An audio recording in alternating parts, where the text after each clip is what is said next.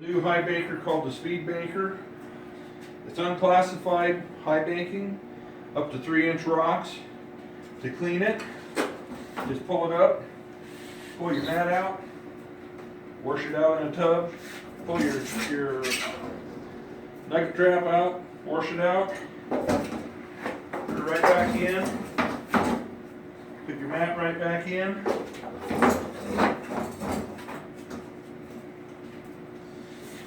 Bam, you're right back to work that quick. And the mat's the fastest mat around for cleaning. 1/4-inch perf plate. And you have adjustable spray bar. You adjust how it rolls in there. Running that at night, I'll just checking my angle, make sure I'm not blowing out.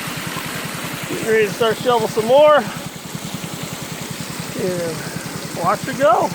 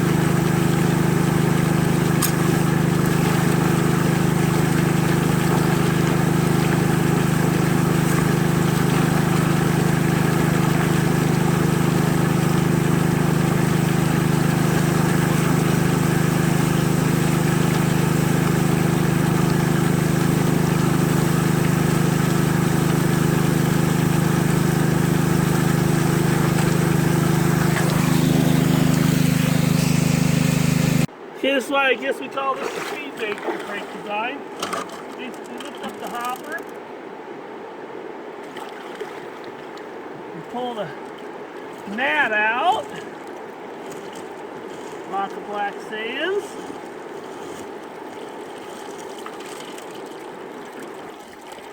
Put that in the bucket. Take out the riffle mat or the crash mat. Slide that in the 5-gallon bucket.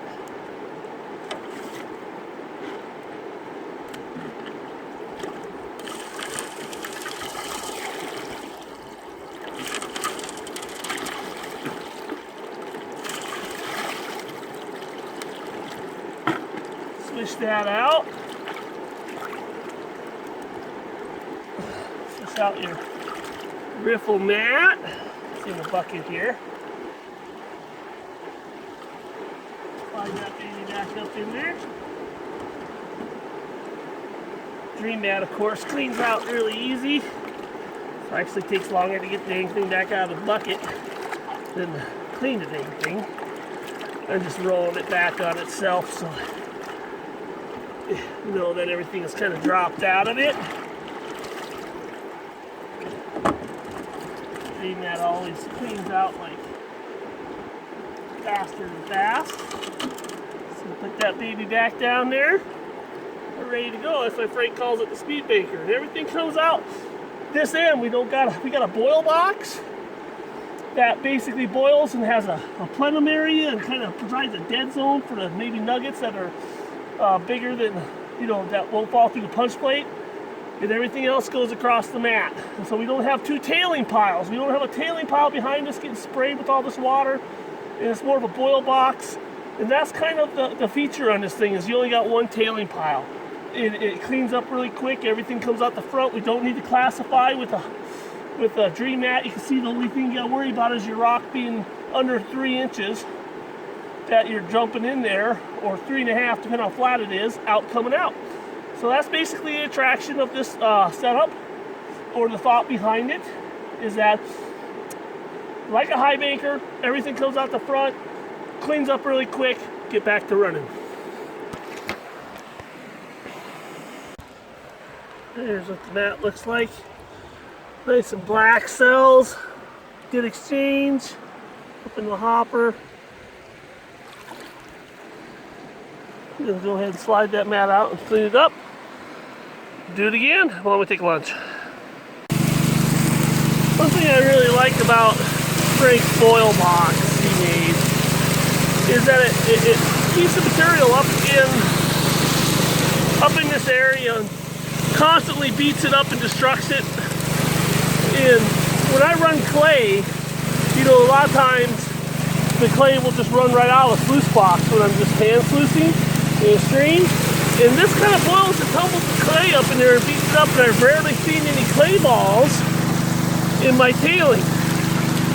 So, you know, that's one thing that's nice about it. I'm gonna put this big scoop in here. And try to do this one-handed. You know, oops, sorry. Leave some of this stuff in here. And it basically just beats up that clay. Beats it up, lets the rocks come out. Does a good job of processing that clay. You know, rusty clay, you know, where you feel right above the sand. You know, does a really good job. So, I like that. Third clean out, and there's some gold on the mat right there. That's cool for lots of black in the cells all the way down. For my area, we never see gold on the mat. You only see it when you're panning it out. So that's cool. I'm excited about that. Ran out of gas, but I just wanted to show you what was going on right when it ran out of gas. Still moving rocks through the sluice, big rocks. Look how black those cells are. Just beautiful. Underneath that, look out, see how it purges out even the rocks that are lighter.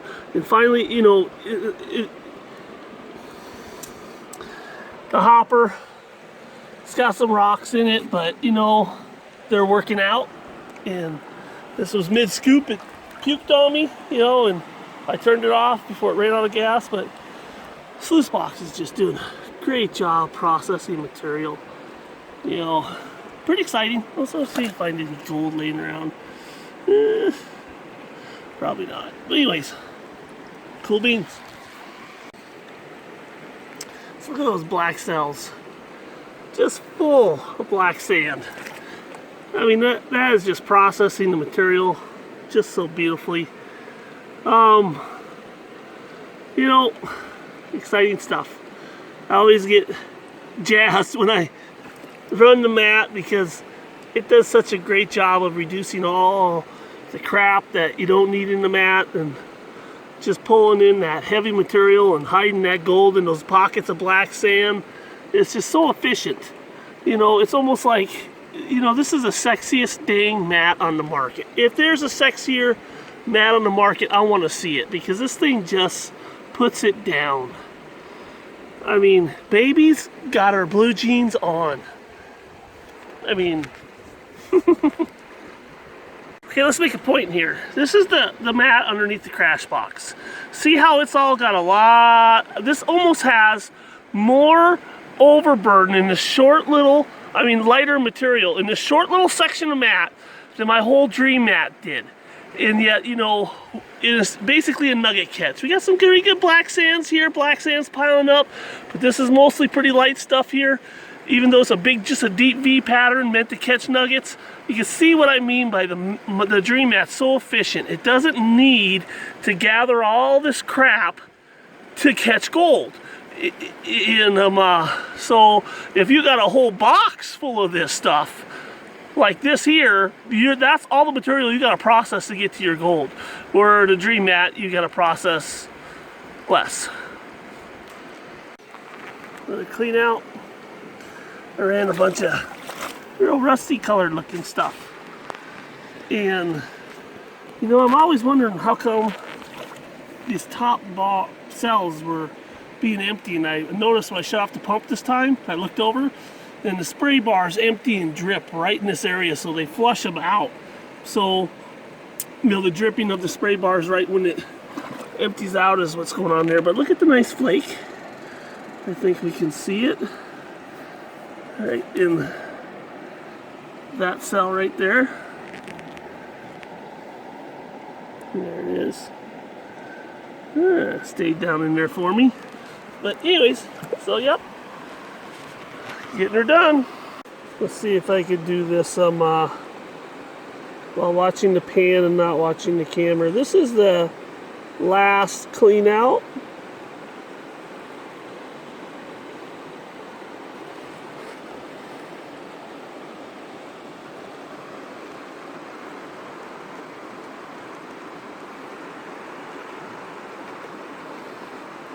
I'm not going to get too particular here. I'll do the rest at home, but so this is what I got in the last clean out. Actually, it was pretty good. I should have shoveled longer, but you know, my back is just giving me a hard time. So gotta do, you know, gotta take care of certain things first. So anyways, got some nice gold for Cherry Creek. I can't complain. I know there's more in the bottom of the pan. I got four other clean outs. I think four other clean outs. Yep. So I dug for about 5 hours, you know, but can't complain. I'm glad I was able to come down, have some fun.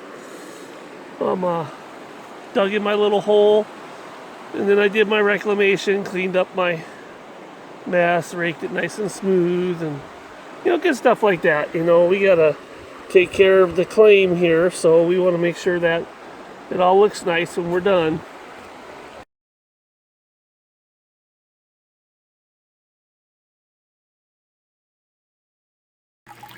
Doing a little Miller table fun, but I'm going to be running cons with no magnetics in them because I've spun the magnetics off, and you're going to see how quicker it is to run these cons. And I'm only screened down to 20 mesh because I want to hopefully get some bigger flakes that I hopefully have in there. And I'll just show you guys how quicker it is of running cons without magnetics in it.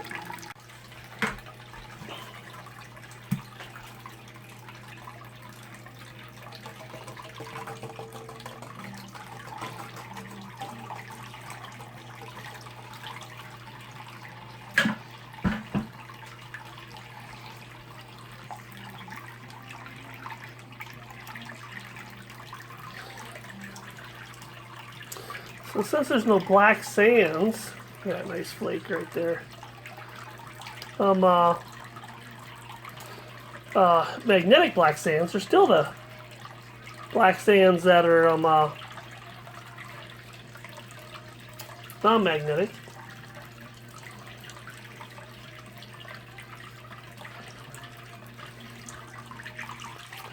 That went pretty quick. You know, I'm a big fan of spinning off the magnetics because it's fighting with your workload. It's called a delta. It's so close to your well, it's not close, but it's heavy enough to compete with your gold.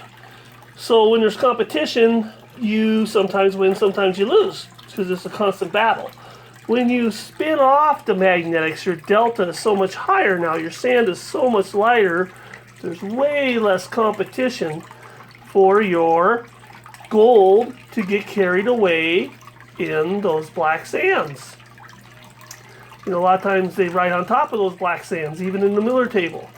The little flaky stuff rides on top of it and kind of shelters down, and you kind of play this little battle of trying to get the gold underneath the black sands so they stick to the miller table, but they're constantly going down. And when you got this all these black sands that are feathery and, you know, basically got little fingers on them and grab and try and drag that material down, and you just got this nice round granular non-magnetic black sand, you have a little less competition. That tends to happen. So your goal hits the bottom a little quicker, I think. Yeah, I'm just guessing. So there's the goal. Look how fast that went off of there. You know, you did, and I got the water going super slow.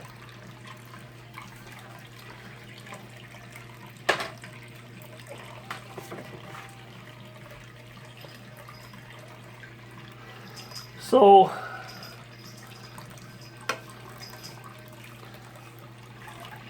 it's just one of those little things where I think it's going to save me so much time, because if I would have twice as much material plus to run. Just double checking down here for any big flake that may have kind of tumbled with the material. So far I'm doing pretty good even for little stuff, so it's telling me, you know, my stuff is sticking pretty good.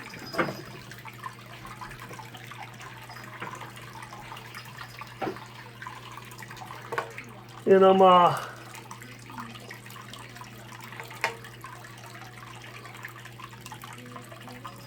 yeah, fun stuff.